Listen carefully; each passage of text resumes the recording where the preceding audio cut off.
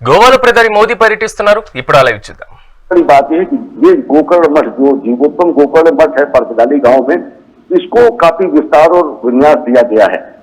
प्रधानमंत्री जी इस मंदिर में है, वो मंदिर 370 वर्ष पुराना यहाँ पर स्थापित किया गया है। वीर विठल देव जी का महाराज का जो पांडुरंग जी है, उनके मंदिर का भी विन्यास यहाँ पर किया गया। और निश्चित तौर से अगर देखें तो गोवा की जो स्थापत्य है उसका बहुत शानदार उदाहरण यहाँ पर दिखता है। कावी जो शैली है गोवा की, उसकी जिस तरीके से जो भित्ति चित्र बनाए गए, जिस तरीके से लकड़ी की सुंदर नक्काशी की गई है और जिस तरीके से इस पूरे मंदिर परिसर को बेहद ही खूबसूरत तरीके से बनाया गया है, तो ये दक्षिण भारत का या दक्षिणी गोवा का कहा जा सकता है कि छोटी अयोध्या है। और सबसे सुखद संयोग ये है कि ध्वजारोहण के 2 ही दिन बाद प्रधानमंत्री नरेंद्र मोदी का यहाँ पर आना, अगाध श्रद्धा के इस केंद्र में 550वीं शताब्दी समारोह के स्थापना में शरीक होना और उसके बाद जो है यहाँ पर जनसमुदाय की अगर बात करें तो वो ये मान के चलते हैं कि जिस तरीके से सांस्कृतिक पुनर्जागरण का कार्य चल रहा है, जो सांस्कृतिक संक्रांति है, जो सांस्कृतिक पुनर्जागरण का नए नए अध्याय जो लिखे जा रहे हैं, भारत भारतीयता को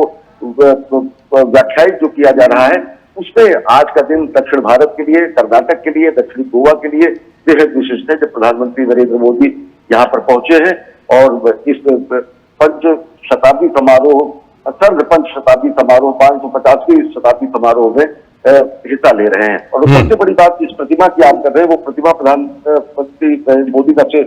थोड़ी देर पहले जिसका उन्होंने लोकार्पण किया है, वो अभय मुद्रा में है। लालचंद अगर देखें तो भगवान की जो वरद मुद्रा है, हाथों में धनुष बाण लिए हुए उनकी विजय जो मुद्रा है, वो कहीं न कहीं जो आजान उबा उत्तरचाप धर संग्राम जित खरदूषणम वाली जो मुद्रा है, जिससे वो दानवों का नाश करते हैं, जो विजय मुद्रा है, अभय मुद्रा है, वरद मुद्रा है, उसको वहां पर स्थापित किया गया है। और लोग ये मान चलते हैं कि जिस तरीके से इस समय लोक कल्याण कार्य और जिस तरीके से भारतीय मूल्यों की स्थापना हो रही है, तो लोगों से बातचीत करने में लगता है कि सबको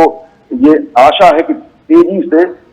भारत भारतीयता का चरमोत्कर्ष तो आ ही रहा है। विकसित भारत का जो संकल्प है, जब प्रधानमंत्री नरेंद्र मोदी कहते हैं कि भगवान श्री राम की प्राण प्रतिष्ठा तो अयोध्या में हो चुकी है, आवश्यकता है कि हम अपने अंदर राम की प्राण प्रतिष्ठा करें, उनके मर्यादा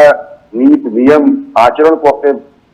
व्यवहार में डालें और राष्ट्र निर्माण में जुड़े। राष्ट्र निर्माण, राष्ट्र जिसके लिए खुद भगवान श्री राम ने कहा कि जन्मी जन्म भूमिष्य स्वर्गागत करिए।